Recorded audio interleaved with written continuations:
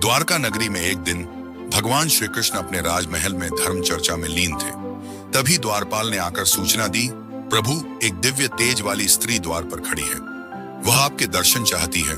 श्री कृष्ण मुस्कुराए और बोले, कोई भी अतिथि प्रतीक्षा न करे, उसे भीतर लाओ। कुछ ही क्षणों में वह स्त्री दरबार में प्रविष्ट हुई। उसके शरीर से एक अद्भुत प्रकाश पुंज फूट रही थी, पर वहां बैठे सभी लोग उसकी सुंदरता से अधिक उसकी रहस्यमयी उपस्थिति से चकित थे। श्री कृष्ण ने पूछा, देवी, आपका स्वागत है, कृपया बताइए आप कौन हैं? वह बोली, हे वासुदेव, मैं एक यक्षिणी हूँ। एक ऋषि के शाप के कारण मैं अदृश्य लोक में बंधी रही। मुझसे कहा गया था कि जब तक स्वयं नारायण मेरा उद्धार न करें, मैं मुक्त नहीं हो सकती। श्री कृष्ण ने प्रश्न किया, किस ऋषि ने तुम्हें शाप दिया? यक्षिणी ने सिर झुकाकर उत्तर दिया, महातपस्वी दुर्वासा मुनि ने।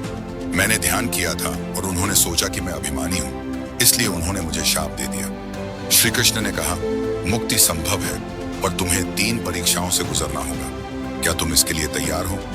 यक्षिणी ने तुरंत उत्तर दिया, हाँ प्रभु, आपकी शरण में हर कठिनाई स्वीकार है। पहली परीक्षा थी अहंकार का त्याग। उसने अपनी सारी दिव्य शक्तियां अग्नि को समर्पित कर दी। दूसरी परीक्षा थी भय का अतिक्रमण। भयानक माया, राक्षसों और अग्नि के बीच भी उसने धैर्य पूर्वक श्री कृष्ण का ध्यान किया। अंततः माया समाप्त हो गई। तीसरी और अंतिम परीक्षा थी मोह का परित्याग। उसे श्री कृष्ण के प्रति अपने प्रेम से भी विरक्त होना था। उसने रोते हुए कहा, प्रभु, यदि मुक्ति हेतु यह आवश्यक है तो मैं मोह भी त्यागती हूँ, पर मेरी भक्ति सदा आपके चरणों में बनी रहे। तभी स्वयं श्री कृष्ण वहां नारायण रूप में प्रकट हुए और बोले, यक्षिणी, तुमने केवल मोह त्यागा है, प्रेम नहीं।